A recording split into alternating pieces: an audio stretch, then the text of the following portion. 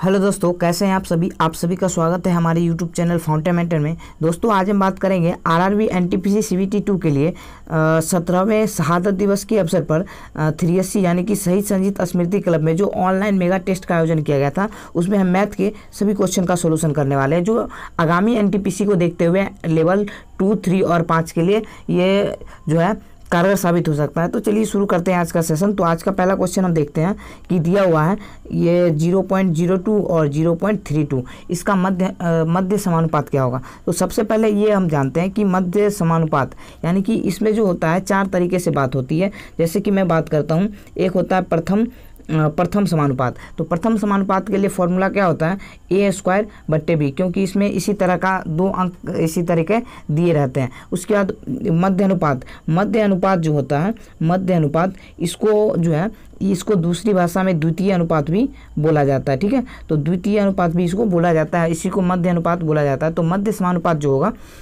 वो होता है √AB। ठीक है, उसके बाद अगर इसी में बात करूं, ये इसी टाइप में तृतीय अनुपात की अगर बात कर लें तो तृतीय अनुपात में होता है B² A।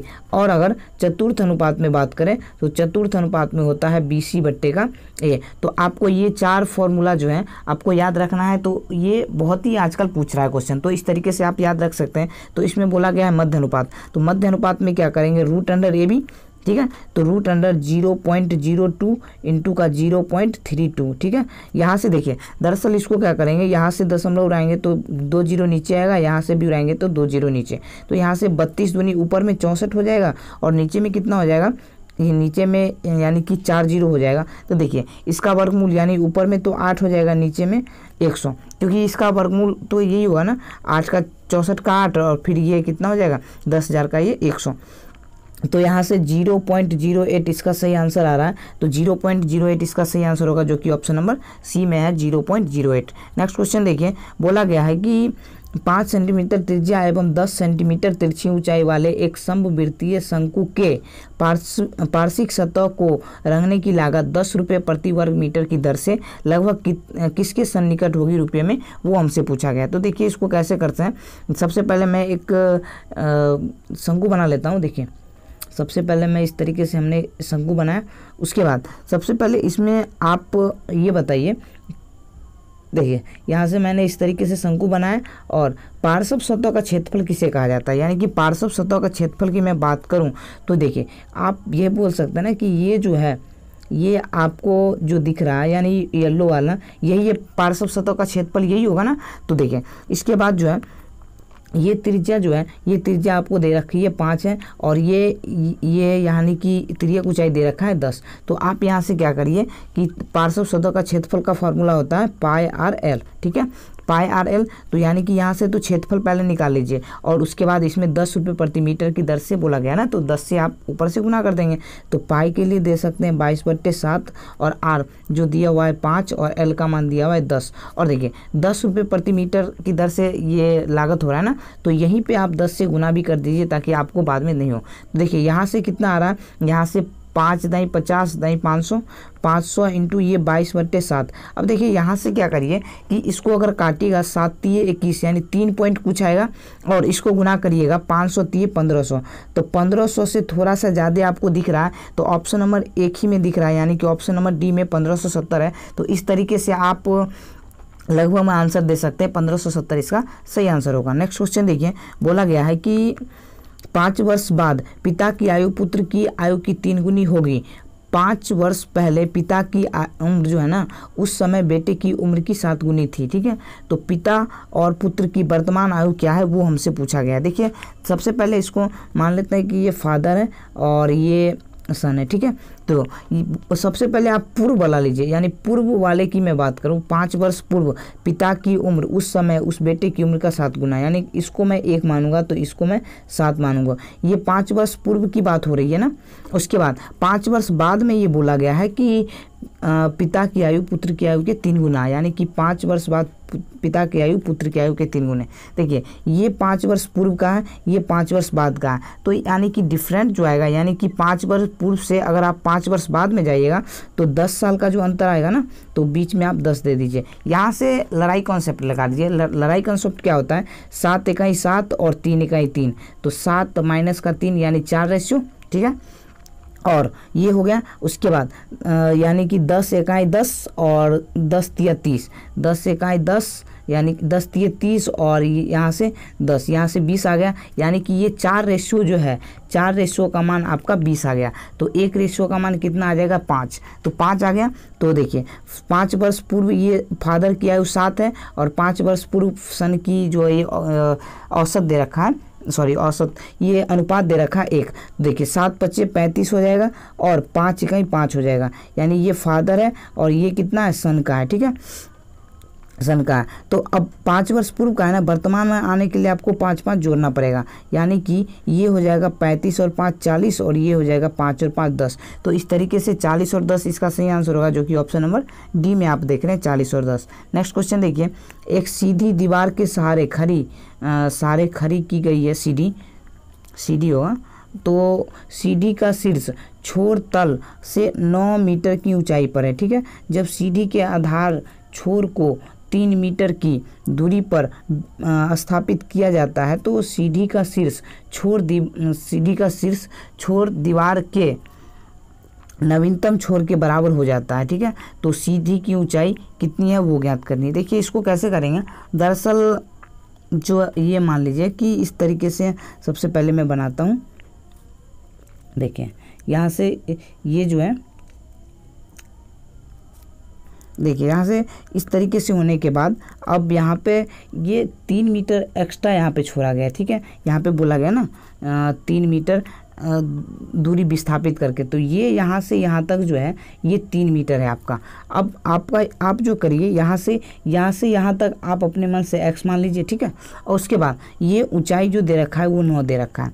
अब मैं इसका नामकरण जैसे कर लेता हूँ, ये मान लीजिए ये P है, ये Q है, ये R है और ये S है। तो सबसे पहले इसमें क्या होता है, ये जो लॉजिक इसमें लगता है वो PR बराबर QS का लॉजिक लगता है, बस यही बात है इसमें और कुछ नहीं। तो सबसे पहले देखते हैं इसमें, अगर ये होगा यानी कि ये PR जो मेरा क्या हो जाएगा, x प्लस का 3 हो जाएगा। तो यहाँ से जो ये जो ट्राइंगल बन रहा है, यानी राइट एंगल ट्राइंगल समकोण त्रिभुज, इसमें आप ट्रिपलेट लगा सकते हैं या ये दे सकते हैं, कर्ण का स्क्वायर प्लस आधार का स्क्वायर बराबर अधिक ये होता है लंब का स्क्वायर प्लस आधार का स्क्वायर, ये बराबर कर्ण का स्क्वायर। तो लंब यानी कि 9 का स्क्वायर प्लस का ये कितना हो जाएगा, x का स्क्वायर, और ये बराबर x प्लस 3 का स्क्वायर। तो यहाँ से ये दे सकते हैं, तो 9 का स्क्वायर 81 प्लस x का स्क्वायर यानी x स्क्वायर, और इसका a प्लस b का होल स्क्वायर तो रहेगा, तो x स्क्वायर और 3 का स्क्वायर फिर 9 और प्लस का ये 3 दूनी 6x। तो यहाँ से देखिए x स्क्वायर से तो x स्क्वायर चल गया, अब बचा यहाँ 6x। तो 6x बराबर कितना आ रहा है, 81 में से 9 जाएगा ना, 81 माइनस 9, तो 6x बराबर कितना हो जाएगा, 72। तो यहाँ से देखिए x बराबर आ गया 6, तो x बराबर 6 आ गया, तो आपको सीढ़ी का लंबाई निकालना है ना। तो सीढ़ी का लंबाई यानी कि 6 प्लस का कितना हो जाएगा, 12 हो जाएगा ना, यहाँ से 12 आ जाएगा, x का मान 12 6 72। तो यहाँ से जो आएगा वो 12 प्लस का 3, तो 12 और 3 15 इसका सही आंसर होगा, जो कि ऑप्शन नंबर बी में है, 15 is the right answer. Next question देखिए, A और B का अनुपात दे रखा है, B और C का अनुपात दे रखा है और D और C का अनुपात दे रखा है, ठीक है। तो हमसे पूरा का देखिए, सबसे पहले इस टाइप के क्वेश्चन में क्या करिए कि देखिए सबसे पहले मैं निकाल लेता हूँ A और B का अनुपात। A और B का अनुपात अगर आप निकालिएगा तो ये 2/9 है, और ये इसका यानी कि अनुपात पलट जाएगा, यानी कि ये 3/1 हो जाएगा। यहाँ से काटने के बाद ये 3 बार में कटेगा, यानी कि यहाँ से ओवरऑल आ रहा है 2/3, ठीक है। अब उसके बाद B और C का अनुपात अगर आप निकालते हैं तो ये आ जाता है 2/7, तो ये रहने वाला है, और ये इसका अनुपात पलट जाएगा, यानी 5/14 का हो जाएगा 14/5। तो 7 दूनी 14, यानी कि इसका ओवरऑल कितना आ रहा है, 4/5 आ रहा है, ठीक है। अगले में देखते हैं, ये D अनुपात C है ना, तो देखिए इसको मैं करता हूँ C अनुपात D में कन्वर्ट कर लेता हूँ। C अनुपात D में मैंने इसको कन्वर्ट किया तो C वाला पहले लेंगे यानी कि 3/5 और ये गुना में इसका बदल जाएगा यानी कि 10/7 यानी कि 5 दूनी 10 यानी ओवरऑल कितना आ रहा है 6/7 आ रहा है। ठीक है, तो यहाँ से तो हमने अनुपात निकाल लिया। अब क्या करेंगे, दरअसल सिंपल इसी प्रकार लिखेंगे A अनुपात B अनुपात C अनुपात D। यहाँ से लिखने के बाद देखिए A अनुपात B 2/3 है यानी कि यहाँ से 2 से 3 लिख दीजिए और B और C का अनुपात 4/5 है ना, तो B के जगह पे 4 रखिए और C के जगह पे 5 रखिए। ठीक है, अब C और D यानी 6/7 है तो 6 यहाँ रखिए 7 यहाँ। अब देखिए जिसके बगल में खाली कचरा वही डालेगा, यानी इसके बगल में खाली 3, इसके बगल में खाली 3, इस यहाँ पे खाली 5, यहाँ पे खाली 4, यहाँ पे खाली 6, यहाँ पे खाली 6।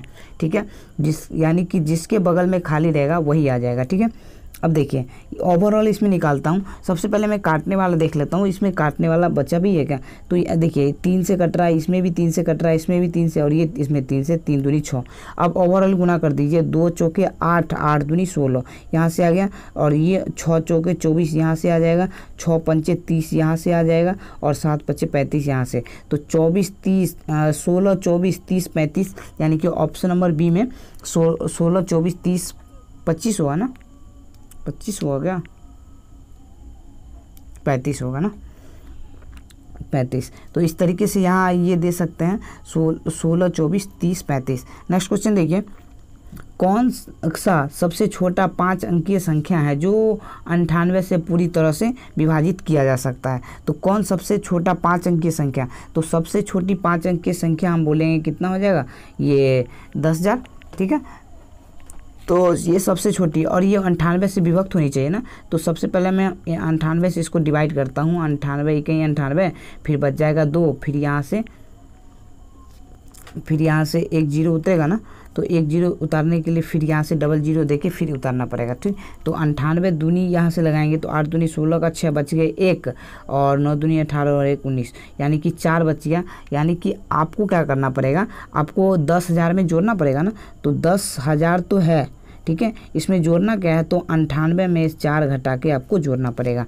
यानी कि यहाँ से 10,000 प्लस का 94, तो यहाँ से आ जाएगा 10,094 ना, तो 10,094 इसका सही आंसर होगा, जो कि ऑप्शन नंबर ए में है, 10,094 इज द राइट आंसर। तो इस तरीके से इसको कर सकते थे। नेक्स्ट क्वेश्चन देखिए, बोला गया है यदि 3:9 का तृतीय अनुपात, अभी मैंने बताया था तृतीय अनुपात जो होता है, तृतीय अनुपात होता है B² बट्टे का A। तो यहाँ से देखिए तृतीय अनुपात B² बट्टे A होता है, यानी कि 9 और 3 का तृतीय अनुपात अगर मैं निकालूँ, यानी कि P जो है ये बराबर कितना होगा, 9 का स्क्वायर बट्टे 3, 81/3 कितना हो जाएगा, 27। उसके बाद अब आपको क्या करना है, 6 27 और यहाँ से 4, इसका क्या करना है, आपको चतुर्थ अनुपात निकालना है। चतुर्थ अनुपात के लिए मैंने अभी बताया था, चतुर्थ अनुपात जब होता है तो ये BC/A हो जाता है। यानी कि ये अगर A है, ये B है, तो ये C होगा। तो चतुर्थ अनुपात निकालने के लिए BC/A यानी कि 27 है ना, यहाँ से आ जाएगा, यानी 27 गुने 4 और बट्टे का 6। तो यहाँ से काटिए 3 दूनी 6 और 3 नाम 27, 2 दूनी 4, यहाँ से कितना आ गया, 9 दूनी 18। तो इस तरीके से इसका आंसर जो आएगा वो 18, इस तरीके से आंसर आ जाएगा, जो कि ऑप्शन नंबर डी में है। नेक्स्ट क्वेश्चन देखिए, बोला गया है कि 5 घंटियाँ एक साथ क्रमशः 2 5 6 8 9 सेकंड के अंतराल पर जो है ना बजती है। 1 घंटे में वे एक साथ कितनी बार बजेगी। तो सबसे पहले देखिए कि सबसे पहले ये 2 है, और ये फिर 5 है, फिर ये 6 है, फिर ये 8 है, फिर ये 9।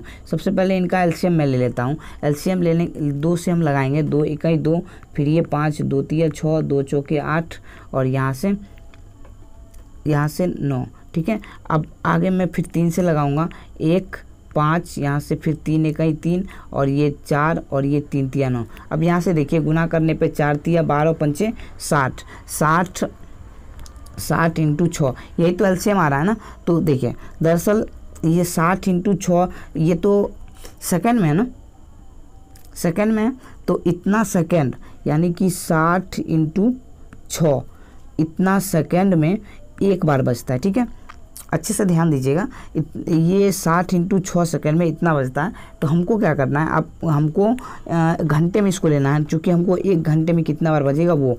तो घंटे में लेने के लिए अगर मैं इसको 60 से भाग देता हूँ तो ये सेकंड है तो ये मिनट में हो जाएगा। एक बार और मैं 60 से भाग देता हूँ तो अब ये घंटे में आ गया, यानी कि 60 से 60 यहाँ से कट गया और 6 दाई 60 यहाँ से, यानी कि 1 का मान कितना आ गया, 1 घंटे का मान 10 आ गया।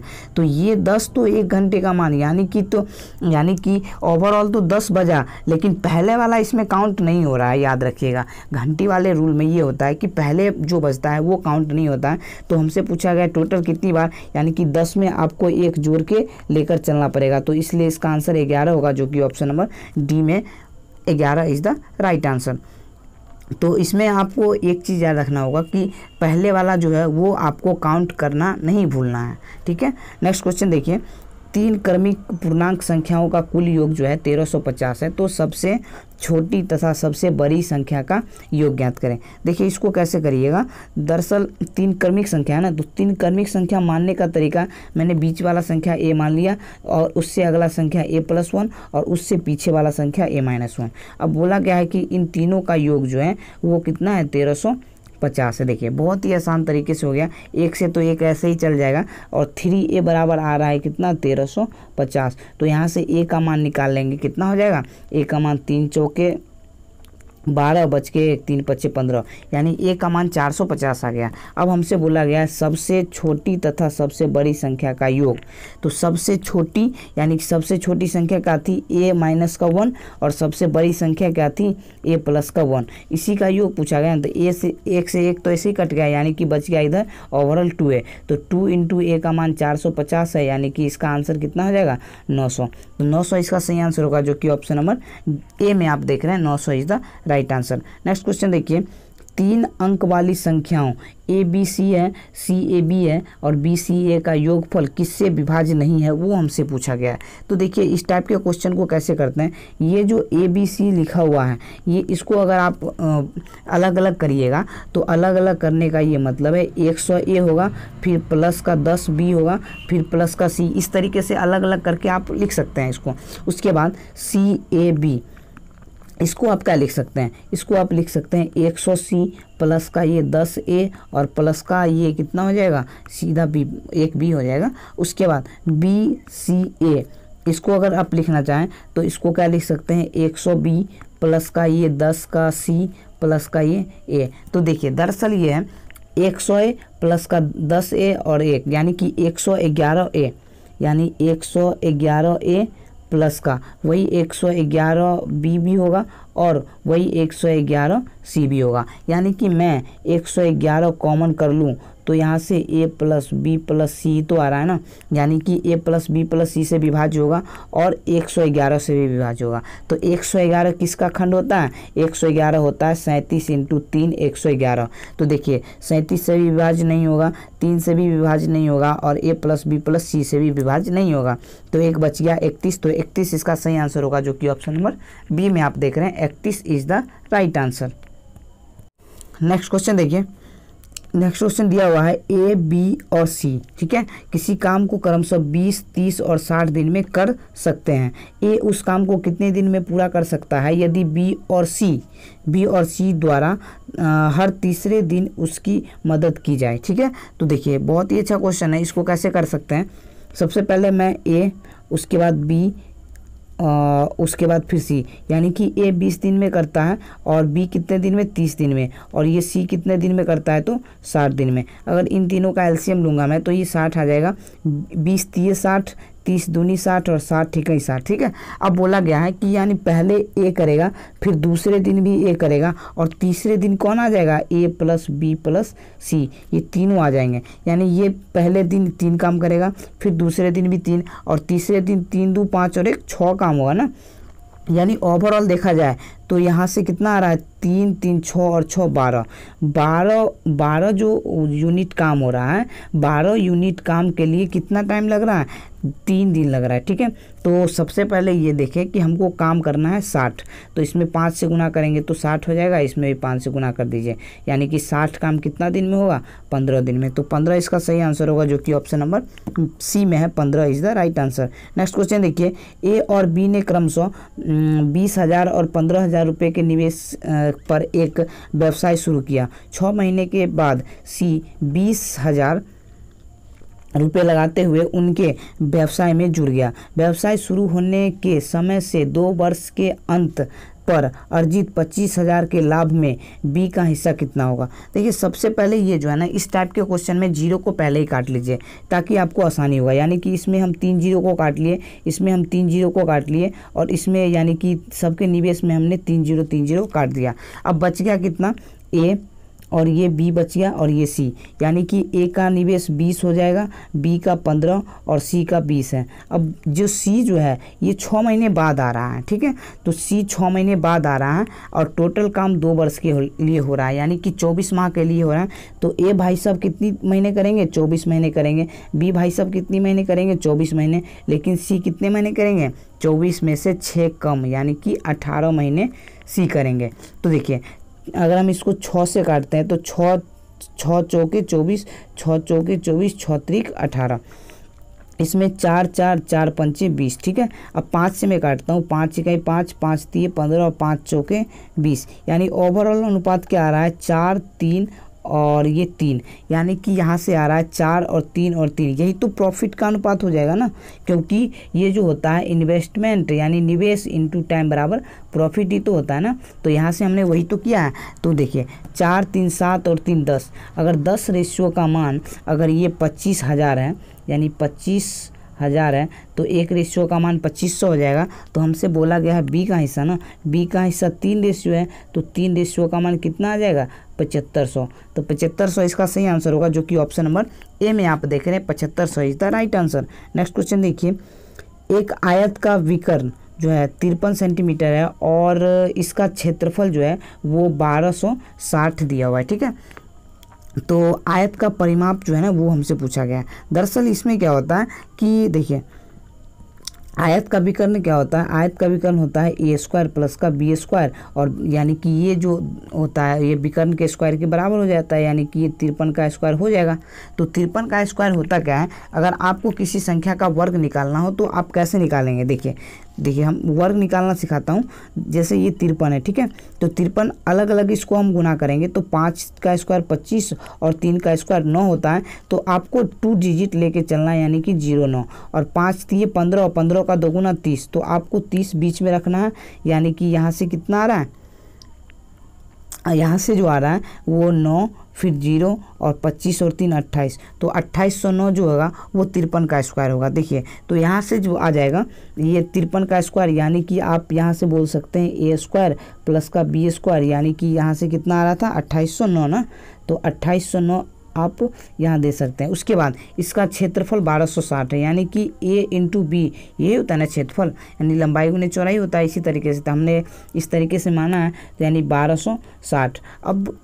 अब फॉर्मूला हम जानते हैं ए प्लस बी का होल स्क्वायर बराबर ये होता है ए स्क्वायर प्लस का बी स्क्वायर प्लस का 2ab, ये होता है ना। तो ए प्लस बी प्लस सी, ए प्लस बी प्लस का होल स्क्वायर अगर नहीं करेंगे तो इसका मान दे रखा है 2809, और इसका कितना हो जाएगा 1260 दूनी, इसका 2 गुना ही तो करना है ना हमको, इसका 2 गुना करिएगा तो कितना हो जाएगा 126 दूनी 252, यानी 2520 आ जाएगा।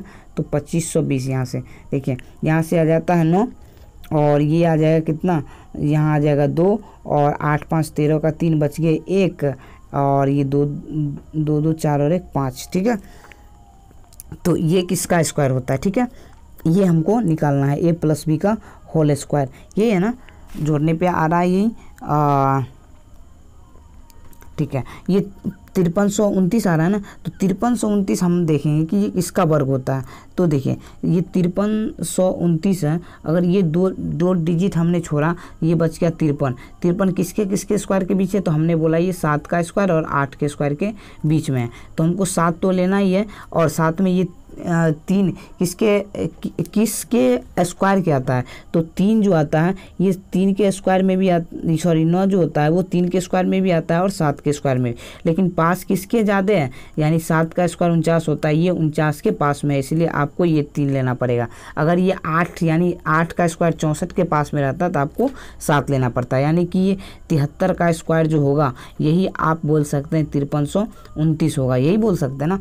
तो यहाँ से देखिए यानी कि आपको ये a + b आ गया, कितना आ गया 73 आ गया, तो हमको निकालना कितना है 2 × a + b निकालना है, यही निकालना है ना, क्योंकि ये परिमाप तो ये होता है 2 × 73 कर दीजिए, यानी कि 73 दूनी कितना हो जाएगा 146। तो इस तरीके से 146 सही आंसर आ जाएगा, जो कि ऑप्शन नंबर डी में है, 146 इज द राइट आंसर। तो आपको किसी भी संख्या का यानी कि 2 अंकों की संख्या का वर्ग भी आपको याद होना चाहिए, अगर याद नहीं है तो आप जल्दी से निकालने की कोशिश करेंगे। नेक्स्ट क्वेश्चन देखिए, दे रखा है 5 cos² 0। देखिए सबसे पहले मैं अलग अलग बात करता हूँ कि ये 5 है तो 5 ये है, और cos² यानी cos² 0 का मान कितना होता है, आप देखिए cos² 0, cos 0 का मान 1 होता है, तो 1 का स्क्वायर 1 ही हो जाएगा, माइनस का 4 और sin 30 का मान ये 1/2, और इसका भी स्क्वायर करना है तो 1/4 प्लस का 6, और cos 45 का मान cosec 45 का मान कितना होता है, तो √2 होता है, तो √2 का आपको स्क्वायर यहाँ पे लेना है, ठीक है। तो आपको मान याद रखना होगा, तभी आप इस तरीके के क्वेश्चन को जल्दी कर सकते हैं। तो यहाँ से 5 माइनस का 1 और यहाँ से 2 का √2 का स्क्वायर 2 और ये 6 दूनी 12, तो इस तरीके से 12 आ जाएगा। तो यहाँ से 4 प्लस का 12 यानी कि 16 ओवरऑल आ रहा है, तो इस तरीके से इसका आंसर 16 हो जाएगा, जो कि ऑप्शन नंबर सी में है, 16 is the right answer. Next question देखिए, एक पुस्तक का छपे मूल्य पर 10% कमीशन देने के बाद एक प्रकाशक 20% लाभ कमाता है, यदि कमीशन बढ़ाकर 15% कर दिया जाए तो लाभ कितना होगा, वो पूछा गया है ना। बहुत ही अच्छा क्वेश्चन है, इसको देखिए कैसे करेंगे। दरअसल ये जो होता है यानी MP यानी कि क्या होता है अंकित मूल्य, और CP यानी कि क्रय मूल्य, तो इन दोनों का रेशियो अगर आपको निकालना हो तो आप क्या करिए 100 प्लस का प्रॉफिट कर लीजिए और 100 माइनस का डिस्काउंट यानी कि जो कमीशन है वो कर लीजिए, यानी कि आप यहाँ से MP और CP का अनुपात डायरेक्ट निकाल सकते हैं। कैसे, 20% का लाभ हो रहा है, उसमें 100 जोड़िएगा तो 120 आ जाएगा। उसके बाद 10% का कमीशन दिया जा रहा है, तो 100 में से 10 घटाइएगा यहाँ पे, तो कितना आ जाएगा 90। तो आप यहाँ 30 से काट लिए, 30 × 90 और 30 × 4 = 120। तो हमने देखा MP का 4 आ रहा है और CP का 3 आ रहा है, ठीक है। तो CP मेरा आ रहा है 3, यानी 3 इसका क्रय मूल्य पड़ गया। अब बोला जाता है कि यदि कमीशन बढ़ाकर 15% कर दिया जाए तो कमीशन अगर 15% करेंगे तो छूट 15% अगर होगा तो बेचेंगे कितने पे, यानी कि सेलिंग प्राइस जो होगा वो होगा 85% पे बेचा जाएगा, यानी कि 4 है इसका 85% पे बेचा जाएगा। तो देखिए 4 से काटूंगा 25 बार में, 5 से 25 और 5 से कटेगा 17। ये 5 जो नीचे में आ रहा है ना, इसको यहाँ गुना कर दीजिए, यानी कि 3 × 25 कितना हो जाएगा 15, यानी कि ये क्रय मूल्य 15 आ गया और विक्रय मूल्य कितना है 17। तो यहाँ से देखिए 2 का लाभ हो रहा है ना, इधर हम करते हैं 2 का लाभ हो रहा है और 15 के रिस्पेक्ट में इंटू का 100, यानी कि 5 × 15 और 5 से काटूंगा मैं 20 बार, यानी कि ओवरऑल 40/3, इसको बोल सकता हूँ कितना 13 सही 1/3%, जो कि ऑप्शन नंबर बी में आप देख रहे हैं 13 सही 1/3% लाभ हो रहा है, यही इसका राइट आंसर है। नेक्स्ट क्वेश्चन देखिए, यदि एक वर्ग और एक आयत के परिमाप एक समान हो तो उनके क्षेत्रफलों यानी P जो है ये वर्ग का क्षेत्रफल है और Q जो है ये आयत का क्षेत्रफल है, तो इसके बीच किस प्रकार की स्थिति होगी वो हमसे पूछा गया है। तो देखिए इसको कैसे करते हैं, तो देखिए इसको मैं सबसे पहले देखिए करता हूँ। सबसे पहले मैं एक आयत बनाता हूँ, ठीक है। तो आयत में इस तरीके से सबसे पहले मैं बनाना चाहता हूँ, ये आयत हमने इस तरीके से बनाया, और एक वर्ग भी मैं बनाना चाहता हूँ, ठीक है। तो यहाँ से देखिए मैंने वर्ग बनाया और एक आयत बनाया। तो सबसे पहले बोला गया है कि इस वर्ग का जो है ये परिमाप है आयत के परिमाप के बराबर है। हमने कोई भी संख्या जैसे ऑल ओवर मान लिया, मैंने इसका क्षेत्रफल p दे रखा था और इसका q दे रखा था। हमने इसका परिमाप यानी कि वर्ग का परिमाप जो मैंने माना, वर्ग का परिमाप हम अपने मन से मान रहे हैं कितना 16। तो हम 16 अपने मन से मान रहे हैं, क्यों अभी बताता हूँ क्यों। तो हमने जब इसको 16 माना तो हमको आयत के परिमाप को भी 16 बनाना पड़ेगा। तो 16 कैसे बनेगा, यानी कि अगर मैं चौड़ाई को 2 मान लूँ और लंबाई को 6 मान लूँ तो 6 और 2 8, 8 दूनी 16 हो जाएगा। यानी कि परिमाप आपका सेम आ रहा है, क्योंकि इसका आयत का परिमाप क्या होता है 2 इंटू लंबाई प्लस का चौड़ाई। तो 6 दूनी 8 दूनी 16, यानी परिमाप बराबर हो गया। यदि परिमाप इसका 16 है तो भुजा इसका क्या हो जाएगा, परिमाप का 1/4 यानी कि 4 भुजा मिलके बना होता है, यानी कि भुजा इसका 4 आ जाएगा। और इसका जो है ये 6 है और ये चौड़ाई 2 है। तो अगर ये वर्ग p है यानी p वर्ग का क्षेत्रफल है, तो वर्ग का क्षेत्रफल 4 का स्क्वायर कितना हो जाएगा 16 ही हो जाएगा। ठीक है, और यहाँ पे करूँगा मैं, अगर ये आयत की मैं बात करूँ, आयत q है, इसका क्षेत्रफल करूँगा तो 6 इंटू 2 12 आ रहा है। अब आप देख रहे हैं, क्या देख रहे हैं कि p बड़ा है q से, तो ये कंडीशन बहुत ही सक्सेसफुल है और इस तरीके से आप कर सकते हैं। तो p और p जो है q से बड़ा है, जो कि ऑप्शन नंबर सी में आप देख रहे हैं p बड़ा है q से, इसका सही आंसर हो जाएगा। तो इस तरीके से आप कर सकते हैं। नेक्स्ट क्वेश्चन देखिए, यदि एक लंबवृत्तीय खंभे की छाया की लंबाई क्षैतिज मैदान पर इसकी ऊंचाई के √3 गुना है तो उन्नयन कोण क्या होगा, वो पूछा गया। देखिए सबसे पहले मैं एक तरीके से त्रिभुज के टाइप का बना लेता हूँ। देखिए दरअसल ये है कि यहाँ पे जो बनता है, यहाँ पे ये क्षैतिज का कोण बनता है थीटा। ठीक है, अगर ये जो है ऊंचाई 1 होगा तो इसके क्षैतिज पर को जो बन रहा है इसकी ऊंचाई का √3 गुना है। ठीक है, तो देखिए अगर मैं इस कोण की बात करता हूँ, इसके लिए ये हो जाएगा लंब और इसके लिए ये हो जाएगा आधार, यानी लंब 1 और आधार √3, यही बराबर कितना होता है tan थीटा। तो 1/√3 किस tan का मान होता है, तो आप बोलेंगे tan 30 का मान होता है, यही tan थीटा के बराबर है। तो आप डायरेक्ट यहाँ से बोल सकते हैं थीटा बराबर 30 डिग्री। तो इसका सही आंसर होगा थीटा बराबर 30 डिग्री, जो कि ऑप्शन नंबर सी में आप देख रहे हैं 30 degree is the right answer. Next question देखिए, उसके बाद देखिए cot 25 है। अब देखिए इसमें क्या होता है, इसका मान आपसे पूछा गया है। तो इसमें जो है आप एक चीज़ याद रखिएगा कि अगर मैं बोलूँ cot A into cot B, अगर इस टाइप का हो तो ये बराबर 1 तभी होता है। ठीक है, ये जो है वो 1 तभी होता है जब क्या a प्लस बी बराबर 90 डिग्री हो। ठीक है, तो ये कंडीशन ये तभी सक्सेसफुल होगा जब a प्लस बी 90 डिग्री हो। तो देखिए 25 का पेयर आप किससे बना सकते हैं, तो 25 का पेयर आप 65 से बना सकते हैं। ठीक है, तो यहाँ से 90 आ रहा है तो इसका मान 1 हो जाएगा। और यहाँ से 35 का पेयर आप किससे बना सकते हैं, तो 55 से बना सकते हैं, इसका भी मान 1 हो जाएगा। और cot 45 का मान भी 1 होता है, यानी कि ओवरऑल देखा जाए तो 1 गुने 1 गुने 1, यानी कि इसका सही आंसर हो जाएगा 1, इसका सही आंसर हो जाएगा ये 1, जो कि ऑप्शन नंबर बी में देख रहे हैं 1 इसका सही आंसर। नेक्स्ट क्वेश्चन देखिए, किसी कमरे के आधार का क्षेत्रफल जो दे रखा है 4 मीटर इंटू 3 मीटर। ठीक है, और इसका ऊंचाई दे रखा है 3 मीटर। यदि सभी दीवारों तथा छत को रंगा गया हो तो रंगे भाग का क्षेत्रफल। देखिए दीवारों और छत को रंगा गया, फर्श को नहीं रंगा गया ना, दीवार और छत। तो 4 दीवारी का क्षेत्रफल क्या होता है 2 into L plus B into H, ये 4 दीवारी का क्षेत्रफल होता है।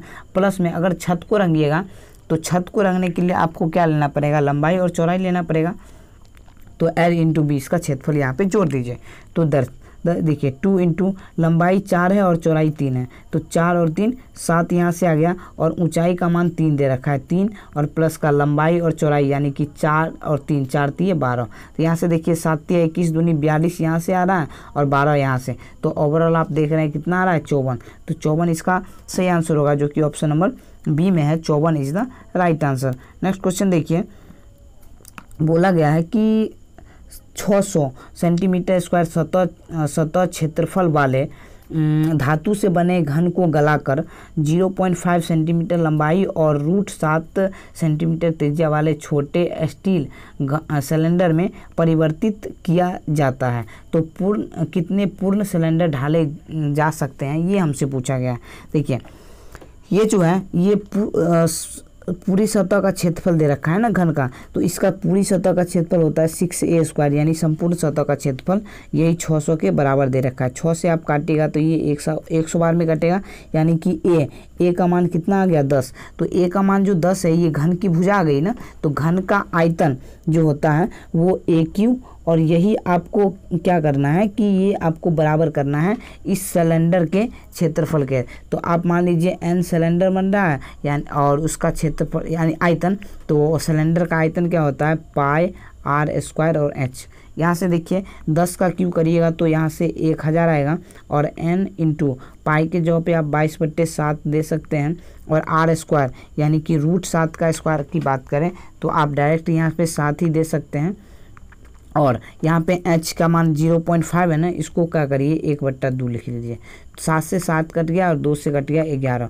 तो आप देख रहे हैं क्या कि यहाँ से जो है ये n बराबर कितना आ रहा है 1000/11।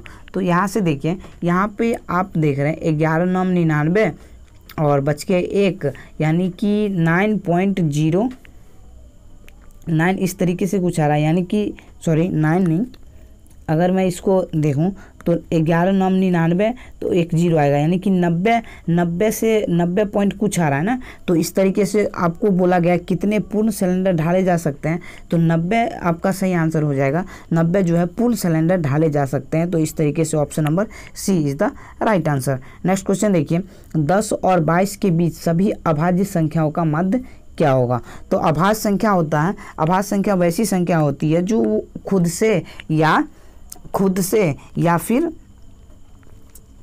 1 से, यही दोनों से सिर्फ विभाज्य हो सकती है, वही अभाज्य संख्या कहलाती है।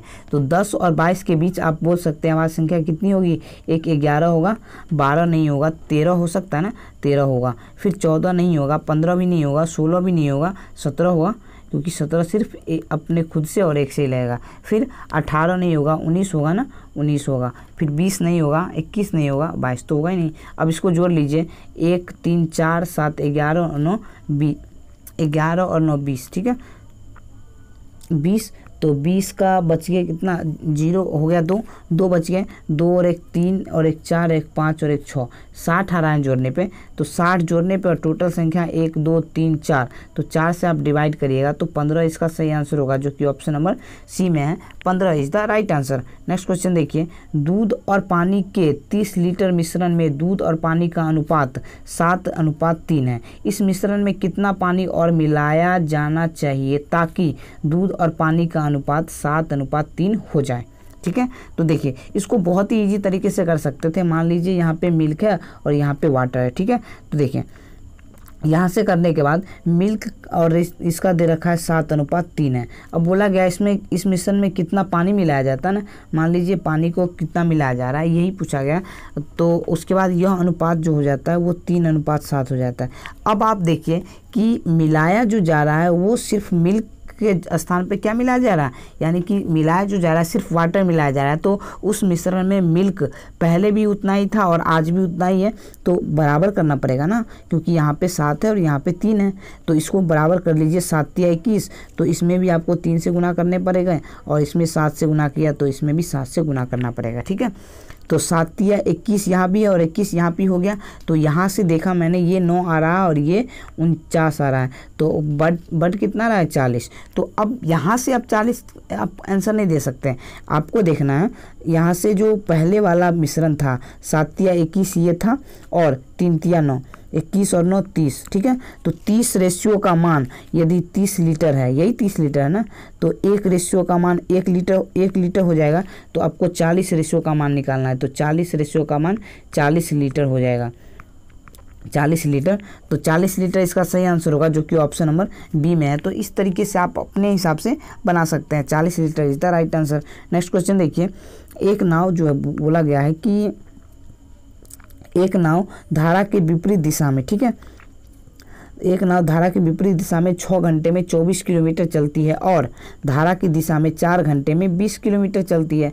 तदनुसार बोला गया है अस्थिर पानी में नाव की गति और उस पानी में धारा की गति क्या होगी वो ज्ञात करनी है। देखिए इसको कैसे करिएगा, धारा के विपरीत दिशा की बात करूं, अगर मैं नाव की चाल को भी मानता हूं और धारा की चाल को मैं यू मानता हूं, ठीक है, तो विपरीत दिशा में जाएगा तो चालें आपस में घट जाएगी और यह 24 किलोमीटर की दूरी 6 घंटे में तय कर रहा है। तो यहाँ से आ रहा है कितना, 4 किलोमीटर प्रति घंटा। आगे मैं देखूं, अगर और यह धारा की दिशा में, अगर धारा की दिशा में जाएगा तो चाल आपस में जुड़ जाएंगे और यह किसके बराबर होगा, यानी कि 20 किलोमीटर चल रहा है और ये 4 घंटे में, यानी कि यहाँ से आ रहा है, यहाँ से जो आएगा वो 5 किलोमीटर प्रति घंटा आ जाएगा ना। तो 5 किलोमीटर प्रति घंटा यहाँ से आ गया स्पीड। तो अब आपको बोला गया है अस्थिर पानी में नाव की गति और वो धारा की गति याद करनी है। देखिए नाव की गति भी आपको निकालना है ना, तो इसको भी को आपको निकालना है तो क्या करिएगा, इन दोनों को जोड़ के बट्टे 2, यानी कि 9/2, यानी कि आप बोल सकते हैं 4.5 आ गया ये नाव की स्पीड। अगर आपको धारा का चाल निकालना है यानी कि यू निकालना है, यू क्या करिए, दोनों का अंतर कर दीजिए, तो 5 में से 4 गए, यानी 5 - 4/2 करिए, तो 1/2 कितना हो जाएगा, 0.5। तो आप इजीली इसको कर सकते थे, यानी कि 4.5 और 0.5, यानी option number B is the right answer. Next question देखिए दिया हुआ है, एक निश्चित राशि का 10% वार्षिक दर से 2 सही 1/3 वर्ष का चक्रवृद्धि ब्याज 1201.6 रुपया है, ठीक है। तो ब्याज वार्षिक रूप से संयोजित है तो धन क्या है वो ज्ञात करनी है, यानी धनराशि आपको ज्ञात करनी है। टाइम जो दे रखा है वो 2 सही 1/3 दे रखा है। अगर मैं 10% की बात करूँ तो 10% होता क्या है, 1/10 होता है, यानी कि पहले साल के लिए 10 से 11, दूसरे साल के लिए भी 10 से 11, 2 साल का काम तो हो गया। अब बच गया 1/3 का। यदि मैं बात करूं 1 साल का जो रेट है वो 10% है, तो 1/3 का रेट, यानी 1/3 साल का रेट कितना हो जाएगा, 10/3%। अगर इसको भिन्न में बदलना है तो आपको यानी 100 से भाग दिया जाता है, यानी कि 1/30 आ गया। तो यानी कि आप यहाँ से बोल सकते हैं 30 से 31 हो जाता है, यानी कि यहाँ से कितना आ रहा है, 3000 यहाँ से आ रहा है और ये आ जाएगा 11 का स्क्वायर 121 और 121 × 3 करिएगा तो आप यहाँ से क्या, यहाँ से जो आ जाएगा कितना आ जाएगा, 121 × 3 करिएगा तो यहाँ से आ जाएगा 3751। तो 3751 यहाँ से आ जाएगा 3751। अब देखिए यहाँ से जो ब्याज आ रहा है वो कितना आ रहा है, 751 का ब्याज आ रहा है। तो 751 का ब्याज आ रहा है। अब मैं यहाँ पे इसको करता हूँ, देखिए 751 यहाँ पे ब्याज आ रहा है ना। सबसे पहले इसको आप देखिए कि 751 रेशियो जो है वही किसके बराबर है, 751 रेशियो जो है ये 1201, यानी 1201.6 के बराबर है 751। तो ये जो है ना, अगर आप इसको यहाँ से करिएगा तो यहाँ से करने के बाद आपको यहाँ दशमलव उड़ेगा तो 10 इसको काटिएगा। देखिए 7 से तो ये जो है ये 16 सत्ते 112 और ये 7 आ रहा है ना, हाँ ठीक है। तो यहाँ से ये 16 बार में कट जाता है, यानी एक रेशियो का मान आ गया कितना, 16/10 आ गया। तो आपको मान किसका निकालना है, आपको मान निकालना है 3000 का। तो 3000 का मान निकालने के लिए आप क्या करिए कि 3000 × 16/10 कर लीजिए। यहाँ से 0 से 0 कट गए और 16 × 48, तो इस तरीके से 4800 इसका सही आंसर हो जाएगा, जो कि ऑप्शन नंबर सी में आप देख रहे हैं, 4800 is the right answer. Next question देखिए, दिया हुआ है एक शंकु का कुल पृष्ठीय क्षेत्रफल ज्ञात कीजिए यदि इसकी तिर्यक ऊंचाई 32 मीटर है और इसके आधार का व्यास 48 मीटर है।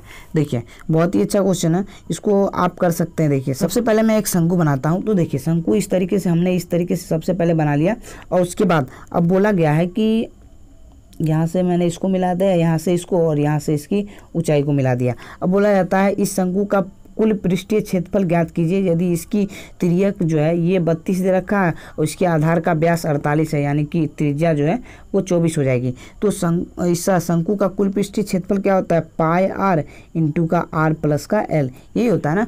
तो पाई का मान आप दे सकते हैं 22/7 और r के जगह पे कितना है ये 24 और ये आर का मान 24 और प्लस का ये 32, ठीक है। तो यहाँ से देखिए 22/7 इंटू ये 24 और ये कितना आ रहा है 4 2 6 और 3 2 5 56, तो 7 8 56, तो 22 8 कितना होता है 22, अगर को 8 से गुना करेंगे तो 22 8 176 इंटू 24, तो यहाँ से कितना आ जाएगा, यहाँ से करने के बाद आपका जो आंसर आ जाएगा ये यहाँ से 4224 आ जाएगा। तो 4224 इसका सही आंसर होगा, जो कि ऑप्शन नंबर सी में है, 4224 is the right answer. Next question देखिए, एक कुर्सी को 2858.77 रुपये में बेचने पर एक व्यक्ति को 27% का लाभ होता है, तो कुर्सी का क्रय मूल्य ज्ञात करें।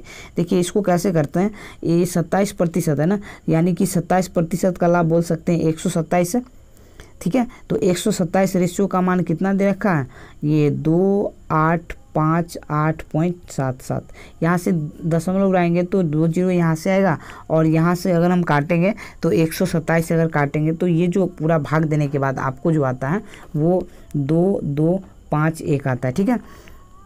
तो ये आपका ये आ जाएगा। तो आपको 100 रेशियो का यानी क्रय मूल्य निकालना है, क्रय मूल्य को 100 रेशियो निकालना है, तो यानी 100 रेशियो का मान आपको निकालने के लिए क्या करना पड़ेगा, 2 2 5 1 बट्टे 1 से, और इसमें आपको 100 से गुना करना है, ठीक है। 100 से 100 कट गया और बच गया कितना 2251, तो 2251 इसका सही आंसर होगा, जो कि ऑप्शन नंबर बी में है, 2251 is the right answer. Next question देखिए, एक बंदर 30 मीटर ऊंचे खंभे पर चढ़ने का प्रयास करता है। पहले मिनट में वो 15 मीटर चढ़ जाता है और दूसरे मिनट में 12 मीटर फिसल जाता है, ठीक है। इस दर से वो कितनी देर में खंभे की शीर्ष पर चढ़ जाएगा। तो बहुत ही अच्छा क्वेश्चन है। देखिए इसको हम इजी तौर पे कैसे करते हैं। सबसे पहले मान लीजिए कि ये इस तरीके से हमने खंभा बना लिया, ठीक है। खंभा हमने इस तरीके से बना लिया और ये टोटल इसकी ऊंचाई कितना है 30 दे रखा है। तो देखिए अब बोला जाता है कि वो पहले मिनट में क्या करता है, पहले मिनट में 15 मीटर चढ़ता है, यानी 15 प्लस कर लिए, और दूसरे मिनट में क्या करता है, वो दूसरे मिनट में 12 फिसल जाता है, यानी कि जो है ये ओवरऑल काम कितना कर रहा है 2 मिनट। तो 2 मिनट में ओवरऑल जो काम कर रहा है ये कितना चढ़ रहा है, 15 चढ़ा और 12 फिसल गया, यानी कि 3 मीटर ये चढ़ा, यानी 2 मिनट में 3 मीटर चढ़ा। अब मैं आपको एक कॉन्सेप्ट, बहुत ही लाजवाब कॉन्सेप्ट बताने वाला हूँ। देखिए ये 30 मीटर ये चढ़ने वाला है, ठीक है, और ये चढ़ता कितना है 15 मीटर। तो लास्ट में जो यानी सबसे अंत में जो वो चढ़ेगा तो वो सीधा चढ़ ही जाएगा, उसको फिसलने की ज़रूरत नहीं पड़ेगी। तो ये जो चढ़ रहा है इसको आप अगर घटाइएगा, यानी कि ये यहाँ पे से ये जो है मान लीजिए यहाँ से 15 है, तो 15 को आपने घटा दिया पहले, ठीक है, 30 में से, तो बच गया कितना 15। तो आप क्या करिए कि ये 2 मिनट में 3 मीटर चढ़ रहा है, ठीक है। आपको पहले क्या करना है, आपको इस 15 मीटर को चढ़ाना है, ठीक है, इस 15 मीटर को। तो 15 मीटर चढ़ाने के लिए इसमें 5 से गुना कर दिए, इसमें 5 से गुना कर दिए, यानी कि ये 10 मिनट में 15 मीटर, यानी कि यहाँ से यहाँ तक चढ़ने में इसको कितना टाइम लग जाएगा, यानी यहाँ से यहाँ तक इसको चढ़ने में इसको लग जाएगा 10 मिनट, ठीक है। और अगले 1 मिनट में क्या करेगा, वो यहाँ से यहाँ तक सीधा चढ़ ही जाएगा ना, तो उसको उतरने की ज़रूरत नहीं। तो यहाँ से यहाँ तक 10 मिनट और यहाँ से यहाँ तक 1 मिनट, तो टोटल इसको कितना मिनट लग रहा है, 11 मिनट इसका लग रहा है, जो कि 11 मिनट सही आंसर है, option number B is the right answer. तो बहुत ही अच्छा कॉन्सेप्ट था और ये सीखने वाला कॉन्सेप्ट था। नेक्स्ट क्वेश्चन देखिए, विपरीत दिशाओं में चलने वाली 2 ट्रेनें एक दूसरे को 7.5 सेकेंड में पार करती है। यदि एक ट्रेन की लंबाई 150 और दूसरी ट्रेन की लंबाई क्या होगी यदि दोनों ट्रेन क्रमशः 50 किलोमीटर प्रति घंटा और 70 किलोमीटर प्रति घंटा से चल रही है। देखिए सबसे पहले अगर ये दोनों ट्रेन चल रही है तो दोनों ट्रेन की लंबाई जुट के आएगी, और एक की लंबाई 150 दे रखा है, दूसरा का लंबाई हमने x मान लिया, ये दूरी, तो दूरी बराबर होता है चाल गुने समय। अगर ये ट्रेन एक दूसरे के विपरीत दिशा में चल रही है तो दोनों की चाल क्या होगी, जुटेगी, यानी एक की 50 है और एक की 70, तो दोनों की जुट के कितना हो जाएगा 120, ठीक है। और 120 तो ये किलोमीटर प्रति घंटा में है ना, तो मीटर प्रति सेकंड में बदलने के लिए 5/18 से गुना करेंगे, और उसके बाद क्या होगा, ये 7.5 सेकेंड में इसको पार करता है, तो इसको लिख सकते हैं हम 15/2, ये भी तो लिख सकते हैं ना, ठीक है। तो अब यहाँ से देखिए, यहाँ से करूँगा 6 से काटता हूँ, 6 त्रिक 18 और 6 से मैंने इसको काटा 6 दूनी 12 यानी 20 बार में, ठीक है। अब यहाँ से ये 2 से काटूंगा मैं इसको 10 बार में और ये 3 से काटूंगा मैं इसको 5 बार में। तो यहाँ से 150 प्लस का x ये बराबर कितना आ रहा है 25, 25 और दाएँ 25 दाएँ कितना होता है 250, ठीक है। तो यहाँ से x बराबर कितना आ जाएगा 250 माइनस का 150 यानी कि 100 मीटर इसका आंसर होगा, यानी कि ये दूसरी रेलगाड़ी की लंबाई कितनी हो जाएगी 100 मीटर। नेक्स्ट क्वेश्चन देखिए, ये दे रखा है डेटा, ठीक है। इस समुच्चय का मानक विचलन ज्ञात करना है। मानक विचलन ज्ञात करने के लिए सबसे पहले आपको माध्य ज्ञात करना पड़ेगा, यानी कि माध्य जो है वो ज्ञात करना पड़ेगा। तो माध्य देखिए कैसे 10, 10, 20 और 10, 30, 10, 40 और 10, 50, 50 यहाँ से 50 और 20 70 और 70 और 20 90। तो 90 आ गया टोटल अंकों का योग, और टोटल संख्या कितनी है 1 2 3 4 5 6 7 8 9। तो 9 से हमने डिवाइड किया, तो 9 से डिवाइड किया तो ये 10 आ रहा है, ठीक है। अब एक चीज़ सीखिए यहाँ से कि ये जो है मान लीजिए यहाँ से मैंने माध्य निकाल लिया, अब हमको मानक विचलन निकालना है। तो मानक विचलन बराबर होता क्या है कि मानक विचलन जो होता है, मानक विचलन, अब संख्या का अंतर करिए, माध्य का और संख्या का अंतर। तो ये 10 है और इस 10 में से 10 को घटाऊंगा तो ये 0 आ जाएगा, फिर इस 10 को इस 10 में से घटाऊंगा 0, इस 10 को इस 1 से घटाऊंगा 9 से घटाऊंगा तो 1, यानी स्क्वायर करते आपको चलना है, ठीक है। तो उसके बाद इस 10 में 10 0 गया, इसमें 10 में 10 0, यहाँ पे 11 में से 10 जाएगा तो 1, यानी 1 का स्क्वायर यहाँ पे भी करना है आपको, यानी माध्य में से आपको घटाना है, यहाँ पे -1 का स्क्वायर हो जाएगा, ठीक है। यानी इस 10 में से इसको घटाऊंगा फिर 0, इस 10 में इसको घटाऊंगा यानी कि -1 प्लस -1 का स्क्वायर, और फिर लास्ट में यानी कि 10 में से 9 घटाऊंगा तो यहाँ पे भी कितना आ रहा है 1 का स्क्वायर आ रहा है, ठीक है। तो उसके बाद यहाँ पे ऊपर में हो गया, और नीचे में क्या देंगे, नीचे में टोटल संख्या देंगे। तो टोटल संख्या कितनी थी 9, और उसका क्या करेंगे आपको रूट कर देना है, यही मानक विचलन होता है। तो ऊपर में कितना आ गया 1 2 3 4 आ गया, तो ऊपर में 4 आता है, नीचे में 9 आता है, इसका रूट करिएगा यानी 2/3। तो 2/3 इसका सही आंसर है, जो कि ऑप्शन नंबर डी आप देख रहे हैं, 2/3 is the right answer. Next question देखिए, a की पावर 4 b की power 4 a square b square ये 273 दे रखा है, और इसका मान दे रखा है 21। तो हमसे पूछा गया है या 1/a प्लस 1/b का मान। देखिए बहुत ही अच्छा कॉन्सेप्ट है, और इसका एक फॉर्मूला होता है, क्या होता है कि देखिए, यानी a की पावर 4 है प्लस b की पावर 4 है और plus a square into B square. अगर ये ऐसे दे रखा है, ये बराबर जो होता है वो होता है a स्क्वायर प्लस का बी स्क्वायर माइनस का ए बी, और a स्क्वायर प्लस का बी स्क्वायर प्लस का ए बी, यही ये फॉर्मूला होता है। और यहाँ से इस तरीके से इसको आप इजीली कर सकते थे। अगर मैं मान लूँ इसका मान 21 दे रखा है, तो इसमें यानी इसका मान दे रखा है 273 और इसका मान 21, तो यहाँ पे इसका मान आप निकाल सकते हैं ना, ठीक है। कैसे निकालेगा, इसको 21 से भाग देके, यानी कि 21 इसके जवाब पे हम डायरेक्ट यहाँ पे लिख रहे हैं, समझ लीजिएगा कि यहाँ पे कितना हो जाएगा, इसका मान जो है इसका मान 21 से कम 21 बच गया 6 21 63, यानी कि अब देखिए यहाँ पे ये जो है ये a स्क्वायर प्लस का बी स्क्वायर और प्लस का ए बी, ये बराबर यहाँ से 13 आ गया, और a स्क्वायर प्लस का बी स्क्वायर माइनस का ए बी, ये यहाँ से 21 है, ठीक है। तो सबसे पहले देखिए, अगर मैं इसको इस समीकरण इसको मैं फर्स्ट मानता हूँ और इसको मैं सेकेंड मानता हूँ, तो जोड़ने पे क्या हो रहा है कि ये कट रहा है, ठीक है। तो यहाँ से 2 इंटू ए स्क्वायर प्लस का ये बी स्क्वायर, और ये बराबर कितना 3 और 1 4 और 2 और 1 3 34। तो यहाँ से हमने देखा ए स्क्वायर और बी स्क्वायर का मान कितना आ रहा है 34/2 करूँगा तो 17 आ रहा है यहाँ से, यानी कि यहाँ से इसका मान 17 आ रहा है।